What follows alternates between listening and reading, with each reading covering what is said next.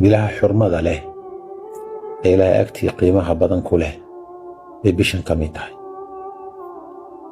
4 bilood bila xurmo leh bay ilaahay agtii ka yihiin oo aan la ogolayn qofku inuu waxyaabo khaladaada iyo dunuub iyo macaasi uu sameeyo oo dembiga uu sameeyaa uu aad u weyn yahay, iyadoo mar walba ilaahay in lagu caasiyo oo dembi laga gala aanay bannaanayn. ina ciddata shuhuuri cinda allahi 12 shahran fi kitaabi illaah yowma khalaqa asamaawaati waalard minha 4 xurum dalika addiinu alqayim falaa tadlimuu fiihinna anfusakum. allah subxaana wa tacaala wuxuu tilmaamayaa bilaha tiradoodu 12 bilood inay yihiin. waxaa ka mida buu alla yidhi 12 bilood 4 bilood oo xurmo leh oo qiimo leh alla agtii subxaanahu wa tacaala. 4 bilood ilaahay subxaanahu wa tacaala agtiisa naftiinna ha dulminina oo macaasi iyo xumaan iyo waxaan wacnayn wakhtigiinna iyo camalkiinna ha ku buuxinina.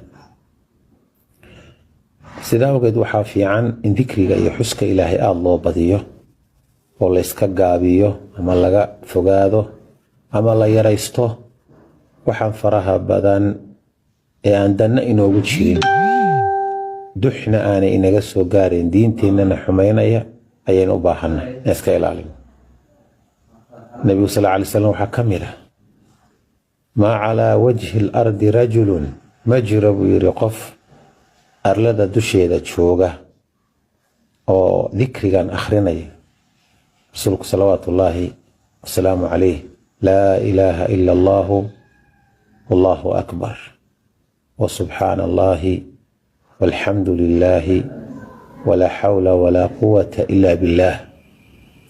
qofka sidaa ku wardiya oo yidhaahda haddii dembigiisu badda hirkeeda markuu soo rogmado, hirka ballaadhan ee saa isu laba rogaya, haddii dembigiisu la eg yahay iyo xumbada ay baddu soo rogto, ilaahay waa ka saamaxa oo waa ka dhaafaa buu nabigu yidhi calayhi salaatu wasalaam.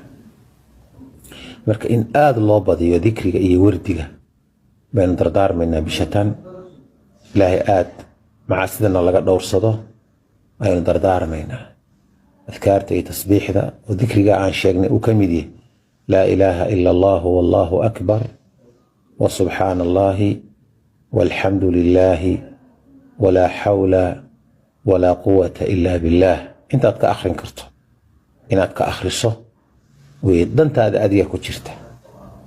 maalinaad dhimanaysidna ma ogid, waxaad u dhiman doontana ma ogid, meeshaad ku dhiman doontana ma ogid, saacaddaad dhiman doontana ma ogid.